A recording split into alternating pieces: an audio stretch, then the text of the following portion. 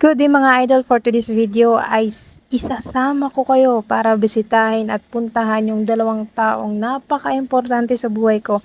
Kaya tara, samahan niyo ko. At ang dalawang taong yun ay ang mama at papa ko.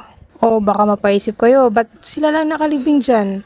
Opo, sila lang po talagang nakalibing dyan kasi hindi po yan sementeryo. Yan po ay palayan namin. Dito po sa probinsya namin, pag may sarili kang lupa ay nakagawian na ilibing yung mga yumao doon mismo sa lupang pag-aari nila. May mangilan-ngilan pa rin na bumabatikos at kumu-question sa naging desisyon namin na dito ilibing yung mga magulang namin. Naiintindihan ko po kayo. Opo, totoo po yun. Kasi alam ko naman na hindi nyo maiintindihan yung nararamdaman namin hanggat hindi po kayo yung nasa sitwasyon. Wag naman po sana. Pero kung naiinggit kayo, sumunod na po kayo sa mga magulang ko. Balita ko naghahanap pa sila ng 10. Kidding aside mga idol, wag po